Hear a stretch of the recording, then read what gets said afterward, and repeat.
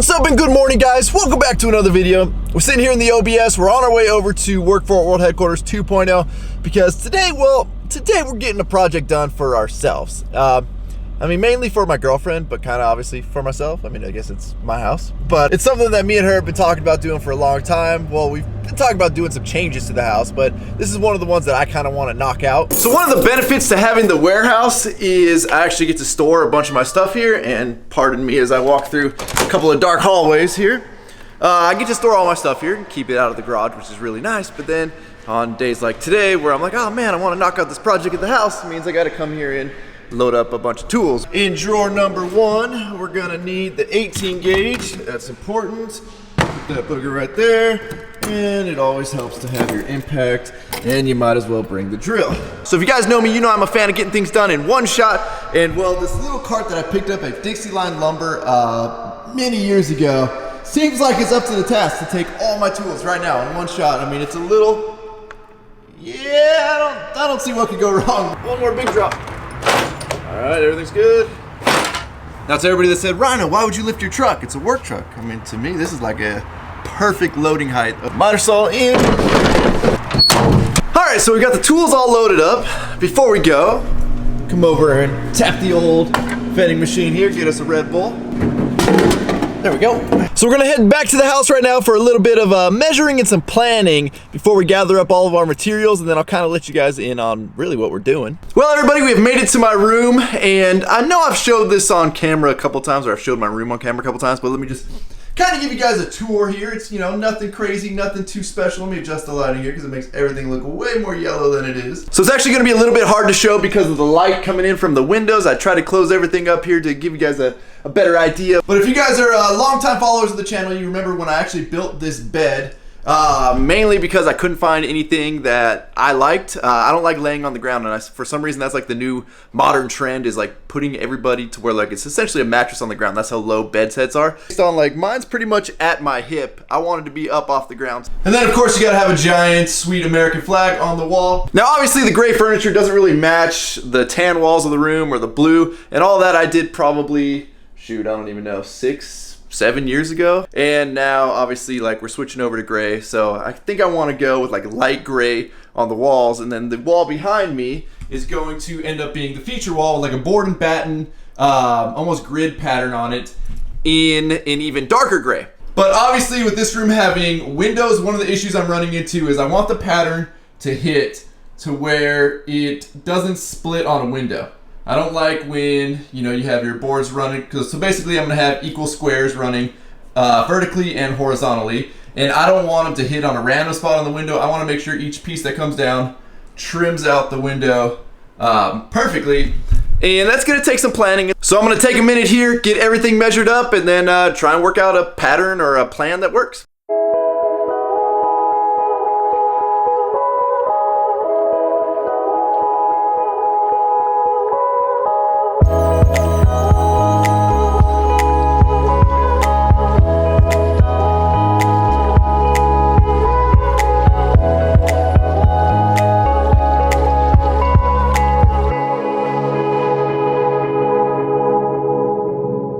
Alright guys, so I've got it all mocked up in the computer, and for those of you that don't know what this is just Google SketchUp. It's a free program, and let me tell you guys, it is absolutely awesome for stuff like this. Unfortunately, being that nothing in the room is square or the same, even the two windows aren't exactly the same size, it ends up being a little bit different sized squares here and there. I tried to make it as congruent as I could. This side would have ended up with way too small of squares if I actually ran a vertical there, so I opted to leave it out. And I know it looks way bigger in the image here, but it's not that much bigger. It's like maybe 2 or 3 inches bigger than one of these squares. And then after drawing it all up on the computer, I print it out. It makes it easier to get my parts list of all the 1x4, which is what I'm going to be using for this. So everything is 3.5 inches other than the baseboard that's already there, which is a 1x6, so it is 5.5 inches. And well, the next step is let's go to Home Depot and get some material. Now the good thing about coming to Home Depot at this hour, clearly it's dark out already, is it's pretty empty in the parking lot here.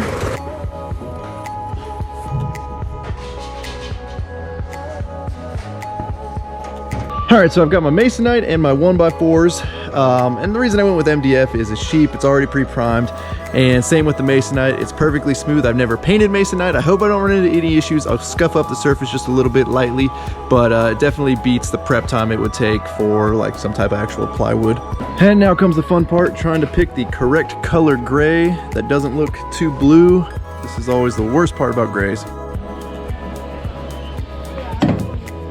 All right, so I've gotten all the material loaded up in the truck, and I apologize for it being dark out here, but it's also just starting to rain or sprinkle. You can see it on the window there.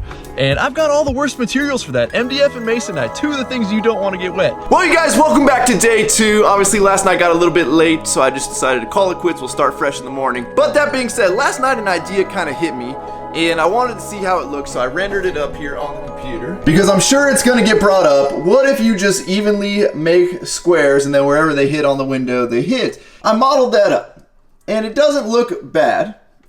Some may prefer this style. I don't like this style because of the weird shapes that it starts to make around the windows. It's just not my cup of tea. Now you guys probably know by now, I'm not gonna have so much fun on a project at the house without recruiting a couple of good buddies.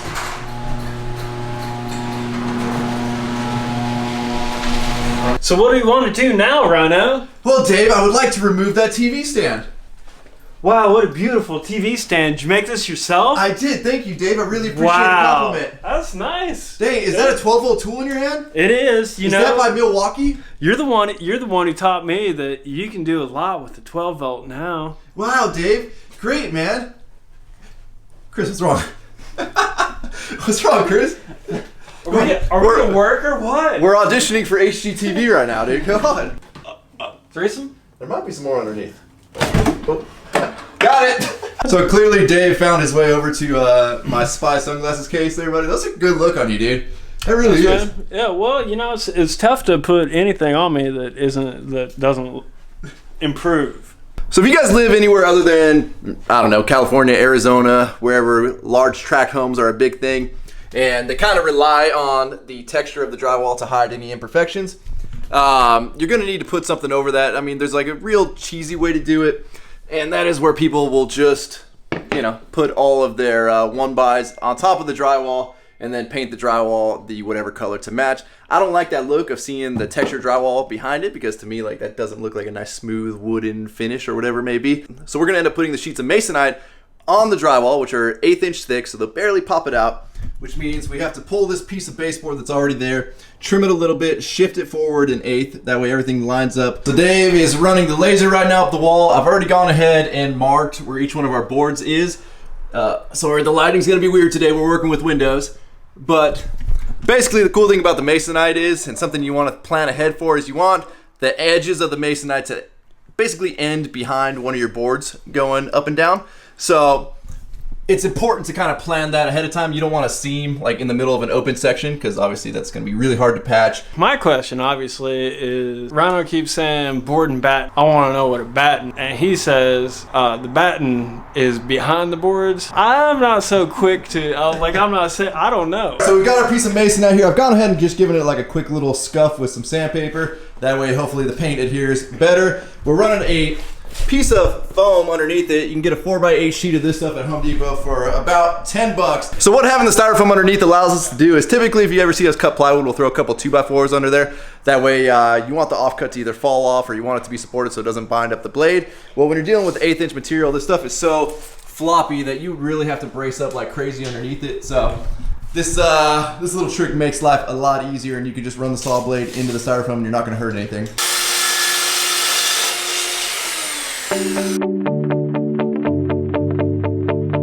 All right, go ahead, Dave. Oh, is your back breaking? Dave's got the last piece going in here. You got this, buddy. I know it's heavy. It's a full 1/8 inch thick of almost cardboard. Don't break your back, buddy. You got this, Dave. You got this, buddy. Woo! Hey, that gym session earlier is really paying off.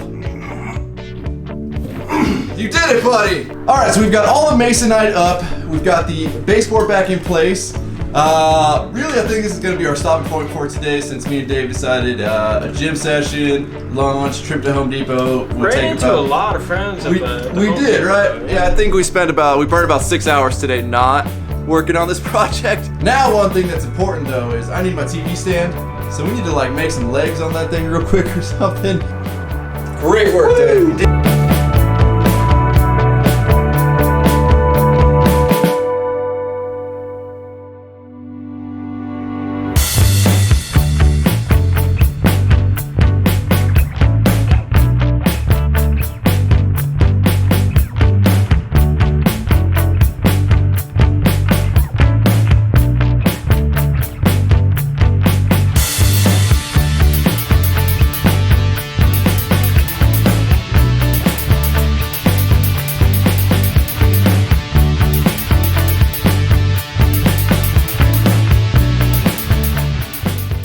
Well guys, so I guess I lied earlier when I said that I was done when Dave and Chris were leaving. I knew I had to knock out a big chunk of this painting, otherwise there's no way I'm going to finish this weekend with all the other stuff we're trying to cram into the weekend. I don't even know what time it is. Let's see if my phone will light up. It is 3:10 in the morning. And I think at this point I'm good on calling it quits on the painting. I'm going to pre-paint everything prior to install, that way it just makes it easier instead of trying to get in all the little nooks and crannies. Then once I install, caulk everything, all it'll be is just a little bit of touch up here and there. And one of the reasons I went with a roller instead of spraying everything was, for one, it's just too much to mask off this entire bedroom, and I don't want to sit here and like live in a bunch of paint particles floating around the room for a couple days. And number two, if you use a roller, I know I use like a real fine nap on there, so the texture is very minimal, but it allows touch up easier than if you were to get this super mirror finish with a spray gun. Now if you ever have to go touch up something, you can't just do it with like a brush or a roller. So I think it's time to get a little bit of sleep. I will see you guys tomorrow.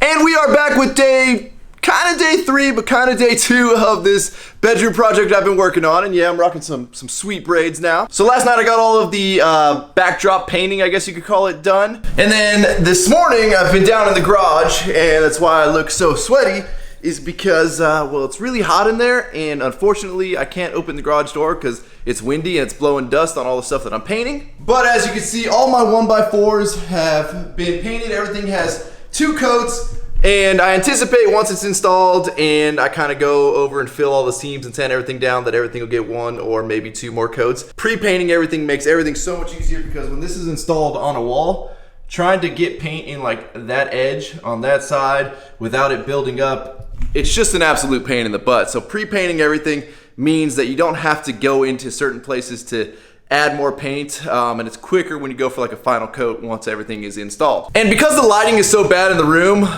during the daytime with the sun coming in the windows, then the camera really doesn't like it. I'm gonna actually wait until it gets a little bit later. The sun has kind of passed over the house, and that way I can film some more for you guys.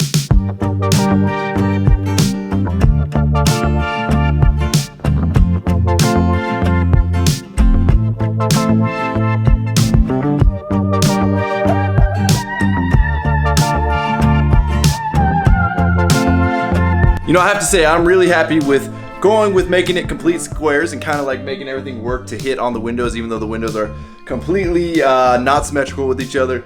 Nothing is straight, nothing is square. The walls are crazy out of whack, but I think it ended up coming together pretty well. Obviously, now I need to go through and fill all my nail holes, pretty much fill all of the joints. Really, the benefit of pre-finishing everything before it gets installed is kind of like I was saying earlier, like you don't have to get into like these tight little areas. And I know if you're spraying it, it's not that big a deal, but if you're coming in and rolling something, it's just a pain in the butt. And if this weekend wasn't as crazy as it's been with getting a bunch of other stuff done, I would have had more time to dedicate to it. I think we are on really day 2 of working on this project. It's already, let's see, 1:20 in the AM. So I'm going to leave you guys and start patching all this, and I'll see you guys in the morning.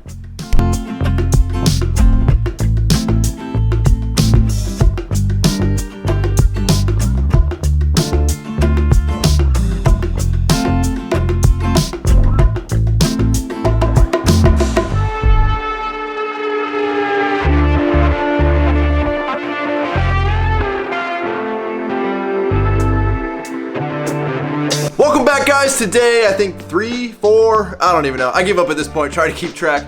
But As you can see, we've made some great progress. I don't know how the lighting is looking. It's probably horrible with the lights behind me of the windows, but everything is installed. I've gone ahead and patched all the nail holes, all the joints. You'll probably see there's a little bit of discoloration right now as it is currently drying. And kind of, if you saw in the time lapse, one of the reasons that I decided to paint everything first is you saw how quickly I was able to just go touch everything up with a roller and just keep everything super simple. Because at the end of the day, time is money, and you know, a little prep beforehand makes things go quicker. Now, one thing I'm currently working on is trying to figure out a paint color for the room, because obviously we wanted to go with a super dark gray on the paneling and then a lighter gray on the walls. And if you see the gray that's already painted on the walls, which would be like that color gray, I actually had a gallon of that laying around from out in the loft out here, which is also part of work for it. This gray looks nice and light out here, but the second you paint it in the bedroom, which you can see it over on that wall, it ended up looking really dark. So I went and bought a lighter gray, and it is almost white. It is very, very, very light gray, but it's gonna end up being the color we go with. That way, the room doesn't seem too dark and make it smaller than it already is. Now, one thing I'm big on doing is taping off instead of just trying to cut in anywhere, especially around ceilings.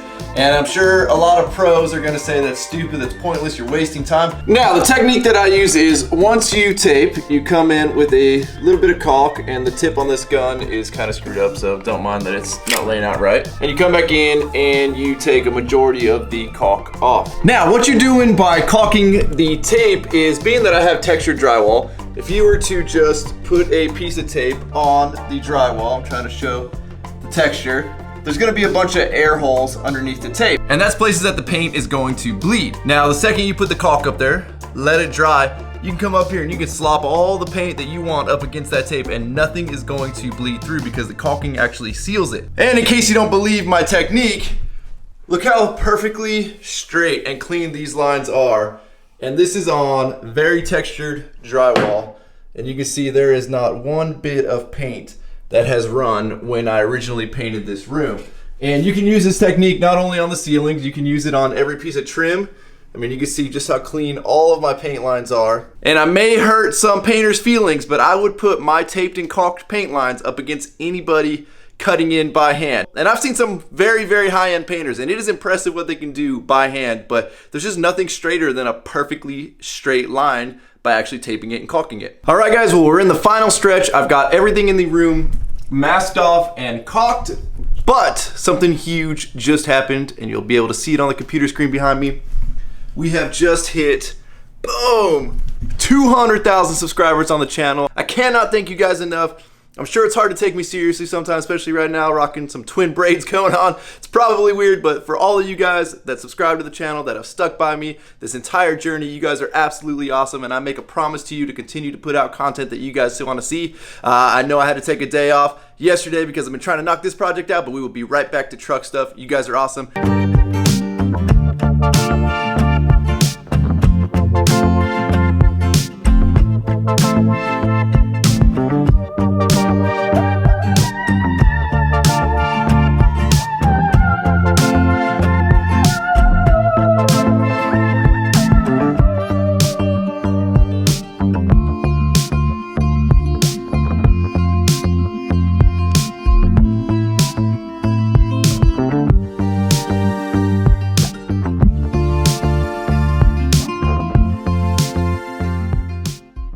Well, guys, that is a wrap. This project is essentially done. There's still a few touch-up things, like I need to cut the upper valences for the blinds a little bit shorter to fit in between the trim, and touch up a little bit of paint here and there. But for the most part, this project is done. The lighter gray color turned out a little bit lighter than I would have wanted, but at this point, I've committed. The walls are painted. I'm not changing it. Hopefully, you guys enjoy this little change of pace from some of my other videos. This did take a little bit longer than I anticipated. I tried to get it done in a weekend, but you know, with having to do a bunch of other things, it just ended up taking a little bit longer. But don't be afraid to jump in if you guys have project ideas you want to do at your house. Be surprised at what you know how to do. With that, I'm going to wrap up this video. As always, if you guys have not subscribed already, please click the subscribe button now that way you do not miss out on any future content. Don't forget to give this video a like, aka a thumbs up. Don't forget to check out workforapparel.com, because if there's anything you want in this life, you got to be willing to work for it. You guys are the best. I'm out. Damn.